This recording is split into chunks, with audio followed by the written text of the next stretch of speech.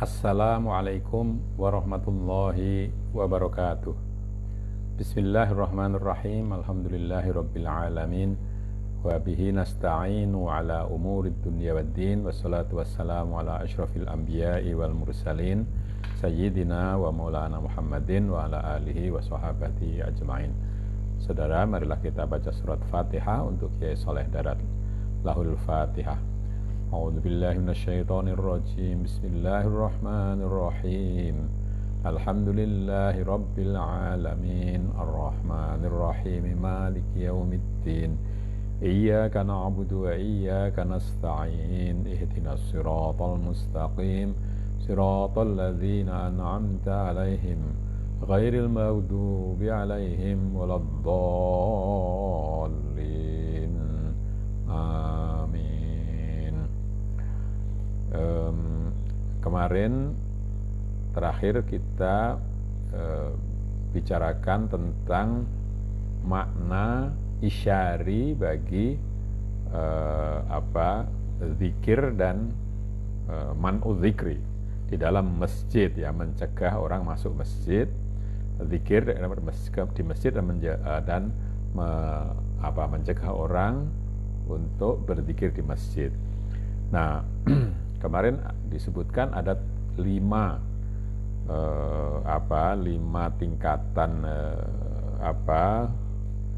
katakanlah masjid yang tidak bersifat fisik, ya.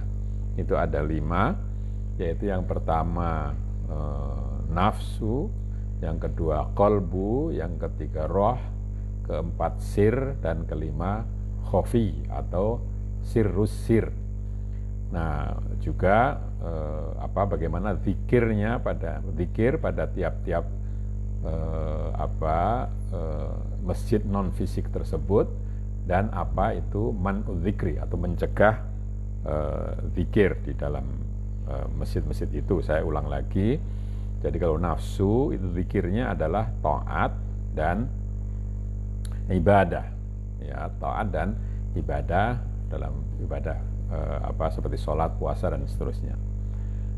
Lalu man'u dzikri atau mencegah zikir di dalam nafsu itu artinya adalah tidak melakukan perbuatan yang baik dan terus-menerus melakukan perbuatan yang buruk.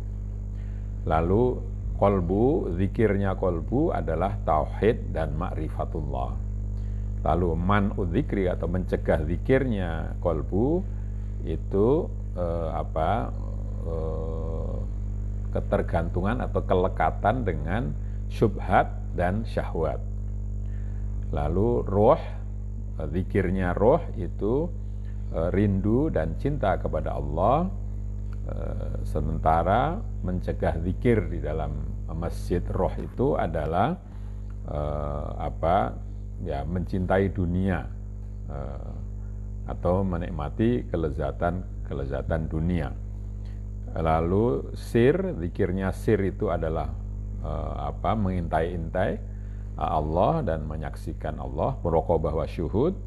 Sementara man'u dzikrinya, mencegah zikir di dalam masjid sir itu adalah kecenderungan untuk mendapatkan karomah, ya, hal-hal yang bersifat luar biasa, khorkul adah, ya, melawan adat, ya, kebiasaan. Lalu terakhir masjid khofi itu atau sirusir, rahasia dari rahasia, di dalam yang paling inti dari segala yang inti, itu zikirnya adalah fana, ya, mungkin begitu, ya, membuang maujud serta wujud dari diri manusia, sementara tercegahnya zikir atau mencegah zikir di dalam sirusir itu adalah ingin segera mendapatkan musyahadah dan mukasyafah. Nah, itu 5 jenis masjid non fisik serta zikir di dalamnya dan mencegah zikir di dalam 5 masjid non fisik tadi. Selanjutnya saya bacakan tafsir dan terjemah ayat berikutnya. Bismillahirrahmanirrahim.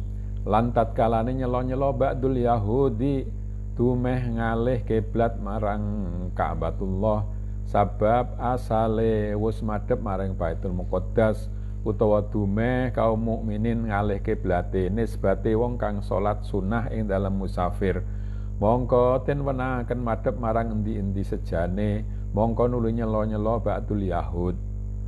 Ya, ketika terjadi perpindahan kiblat oleh Nabi dan kaum muslimin yang semula menghadap ke Baitul Maqdis lalu kemudian menghadap ke Ka'bah, maka itu dalam salat fardu ya, dalam salat fardu. Kalau dalam salat sunat itu ya menghadapnya sesuai dengan arah kendaraannya. Maka karena itu lalu orang Yahudi mencela, sebagian orang Yahudi itu mencela apa yang dilakukan oleh Nabi Muhammad dan para sahabat dalam hal perpindahan kiblat itu. Mongko nalikane mengkono mongko nuli nuzul iki ayat, faqala ta'ala walillahil masyriq wal maghrib fa innama tuwallu fathamma wajhullah innallaha wasi'un alim. Nah, pada saat itu lalu turunlah ayat ini ya. Lan kaduwe Allah Subhanahu wa taala iku jihad masyriq lan maghrib, tegese sekabehane jihad kedue Allah Subhanahu wa taala. Mongko endi-endi arah kang ngadepaken sira kabeh ing rainira ing dalem salat, mongko iku kiblat, kiblate Allah kang wis den perintahaken kapurih ngadepaken. Krana setuhune Allah Subhanahu wa taala iku jembar saringate lan ingkang ngudaneni kelawan mertelakaken ing kawulane kabeh. Nah, bagi Allah adalah arah timur maupun arah barat. Maksudnya adalah semua arah ya, walaupun yang disebut di situ hanya timur dan barat, tapi ya semua arah itu milik Allah. Maka ke arah manapun kamu menghadapkan wajahmu di dalam sholat, maka sebetulnya kamu menghadap ke kiblat Allah yang sudah diperintahkan kalian untuk menghadapnya. Karena sesungguhnya Allah itu maha luas syariatnya dan maha mengetahui dengan menjelaskannya kepada seluruh hamba-hambanya. Jadi secara dasarnya ya menghadap kemanapun itu boleh ya, secara dasarnya. Tapi nanti ada perintah untuk menghadap ke Ka'bah ya ketika sholat.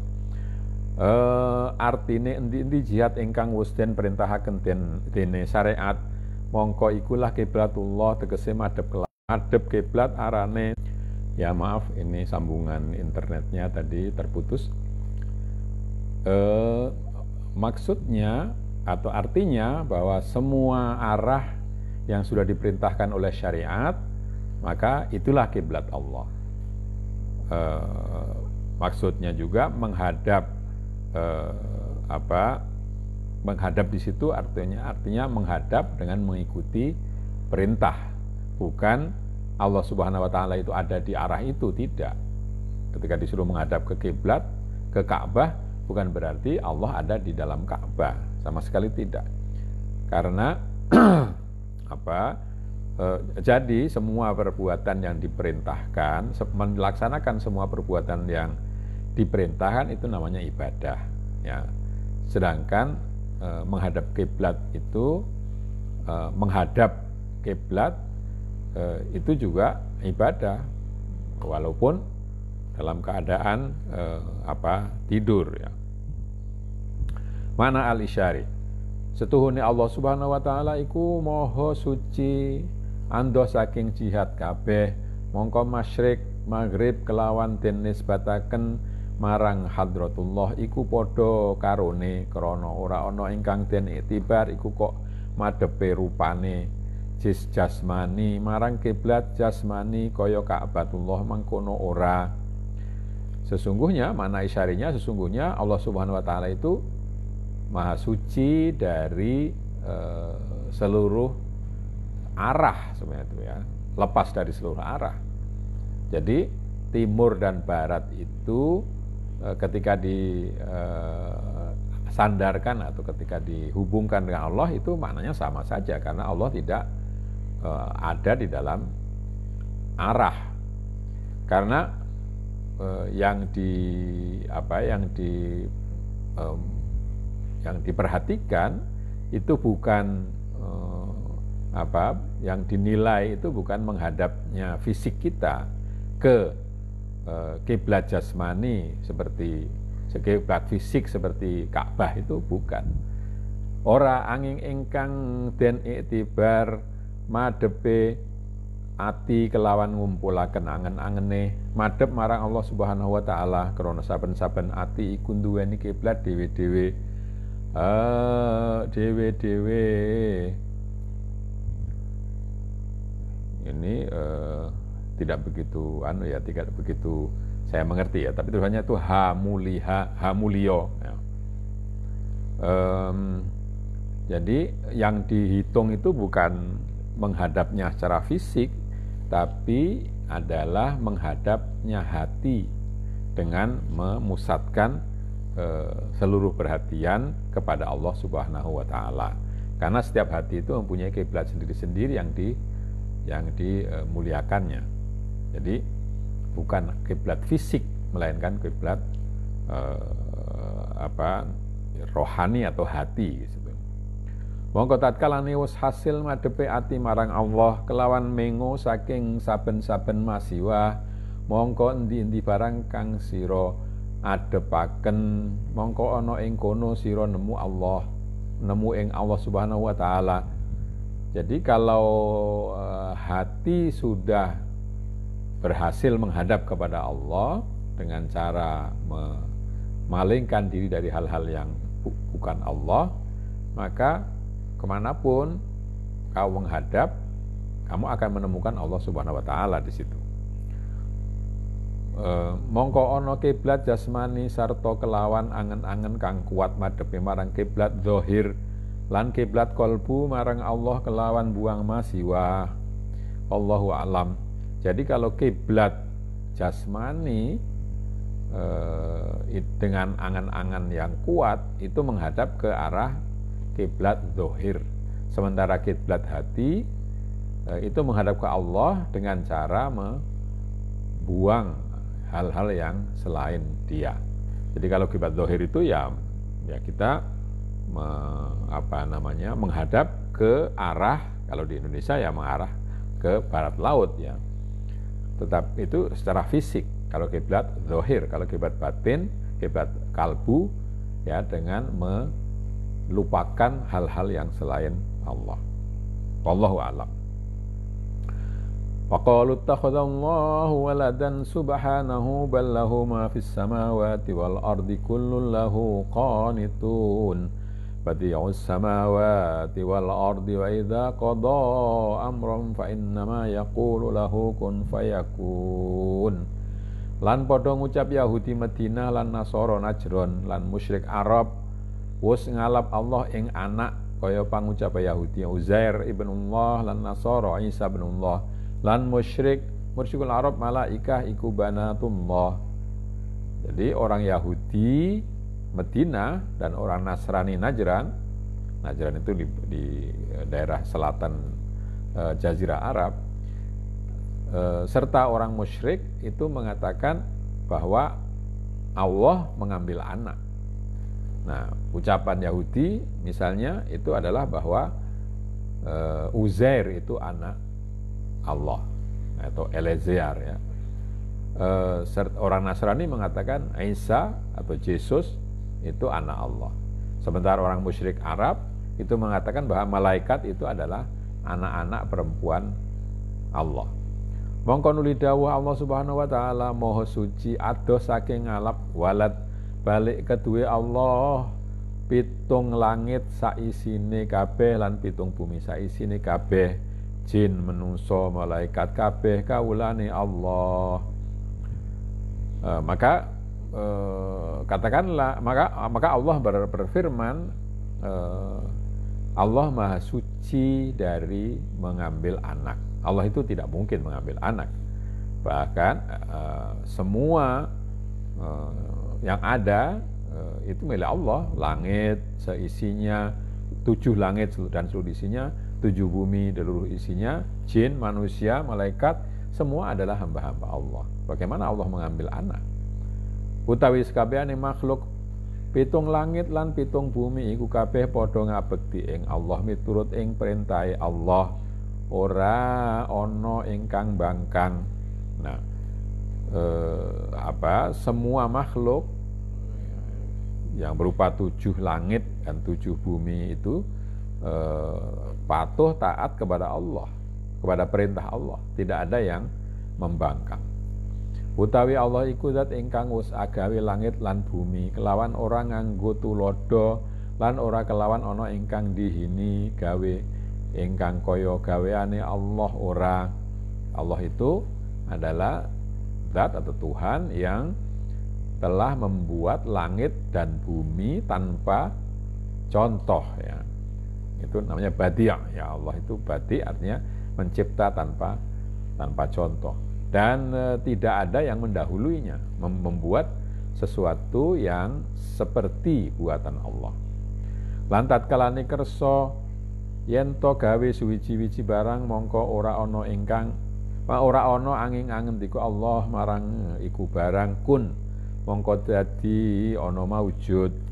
Fa amruhu bainal kafi wan nun kinayatan marang gancange kudratullah. Ora kok lafaz kun iku minangka dadi prabote gawe suwiji-wiji, ora.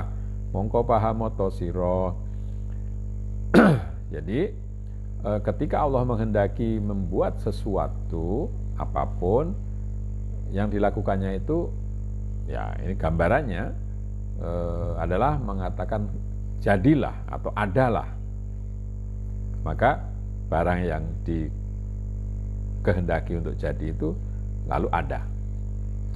Nah, itu dalam bahasa Arab disebutkan perintahnya itu antara huruf kaf dan nun, ya. Kun itu tadi perintahnya hanya cukup dengan kaf dan nun.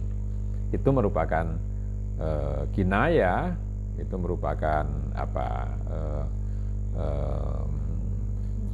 isyarat, mungkin begitu ya, sebutan secara isyarat bahwa bahwa kekuasaan Allah itu dalam mencipta itu sangat cepat. Bukan berarti lalu kalau mau menciptakan segala sesuatu itu harus mengatakan kun. Nah, jadi kun itu bukan bukan alat untuk membuat atau mencipta sesuatu bagi Allah. Nanti kalau begitu kunnya sendiri itu memerlukan kun juga, nanti tidak selesai kalau demikian. Ini kata kun itu hanya mengisyaratkan bahwa penciptaan itu bagi Allah sangat cepat. Kekuasaan Allah maha besar. Makna al-isyari, setuhune nyatane iki rong ayat iku setuhune Allah ngedzohiraken sifat zalime menungso lan sifat bodhone menungso hingga kasih ngucap kalimat kang banget agunge alane mungguhing Allah subhanahu wa ta'ala. Kaburat kalimatan takhruju min afwahihim. Ya, jelasnya dua ayat ini adalah menunjukkan bahwa Allah dengannya menampakkan, ya, membuat kelihatan kezaliman manusia dan sifat bodohnya, sehingga sampai-sampai manusia itu manusia mengucapkan kalimat yang sangat jelek bagi Allah. Ya, itu disebutkan di dalam firman Allah, sungguh kaburat itu maksudnya sungguh besar sekali dosanya kata-kata yang keluar dari mulut manusia. Jadi kadang-kadang manusia itu mengucapkan hal-hal yang sangat tidak patut. Lan malih ngedzohiraken subhanahu wa ta'ala ing sifate kamalat ing dalam halime Allah lan rahime Allah ing kawulane dene ora den siksa ing dalem sak hal iku, ya. walau yu'akhidullahu an-nasa bidzulmihim ma taraka 'alaiha min dabbah. Dan juga kedua ayat itu mau menunjukkan bahwa Allah Subhanahu wa taala itu mempunyai sifat sempurna ya di dalam halim itu tidak halim itu tidak segera, tidak reaktif mungkin begitu ya. Tapi bukan reaktifnya pemeriksaan COVID, bukan begitu ya. Reaktif artinya mudah sekali melakukan pembalasan. Itu halim namanya. Dan juga sifat kasih sayang Allah kepada hambanya, karena Allah itu tidak menyiksa hambanya seketika ya. Sakhal ya. Bahasa Jawanya itu ngambil dari bahasa Arab sakal ya. Sakhal seketika. Ya, firman Allah menyebutkan kalau Allah menyiksa manusia lantaran kezaliman mereka, maka tentu di dunia ini tidak ada lagi manusia. Ya, di sini disebut dabbah ya. Dabbah itu ya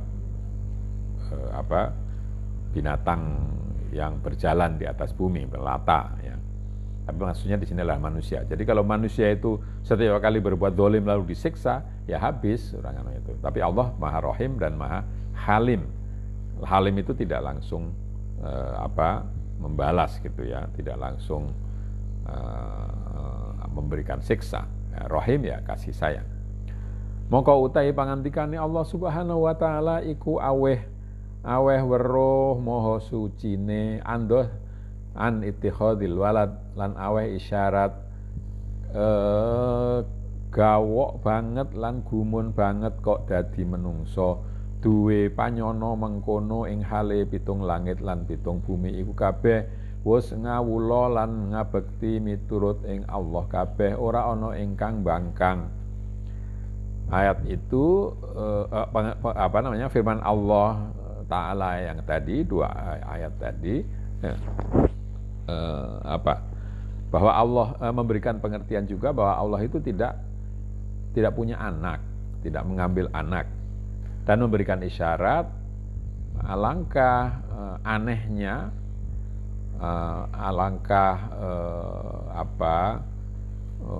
ya tidak masuk akalnya manusia kok mempunyai perkiraan sedemikian itu, yakni bahwa Allah mengambil anak, padahal 7 langit dan 7 bumi itu semua sudah menjadi hamba Allah dan berbakti menurut atau perintah Allah, dan tidak ada yang bisa membangkang. Arah mengkono ngendika Subhanahu wa taala badi'us samawati wal ardi. Karena itu Allah berfirman badi'us samawati wal ardi. Allah lah yang menciptakan langit dan bumi tanpa contoh. Artinya badi iku zat kang bila masal wala syabih lahu. Ya, kata badi itu berarti zat yang tidak meniru ya, dan tidak ada yang menyerupainya. Lamuno ittakhadzal walad mongko ora ono badi ya. Ya, kalau Allah itu mengambil anak berarti dia tidak badi, tidak mencipta dengan tanpa contoh. Lan arah mangkono nafeaken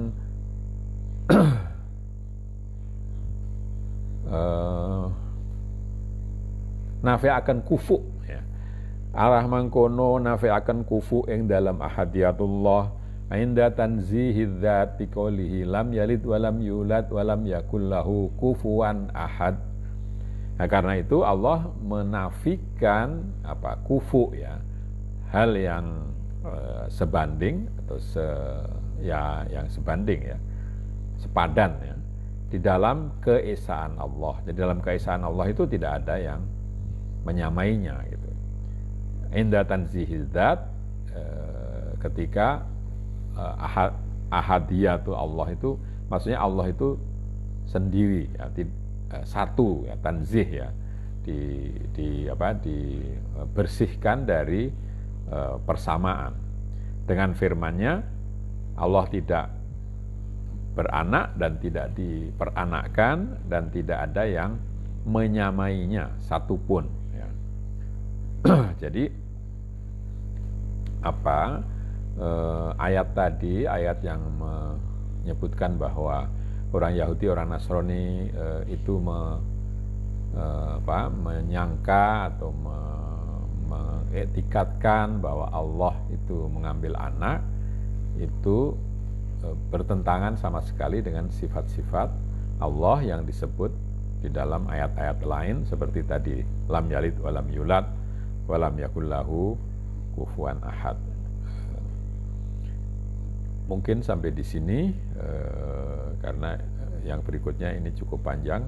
Kalau nanti saya baca sekarang akan terpotong di tengah jalan. Kita akhiri dengan membaca hamdalah. Alhamdulillahirabbil alamin. Kurang lebihnya saya minta maaf. Akhirul kalam. Wassalamualaikum warahmatullahi wabarakatuh.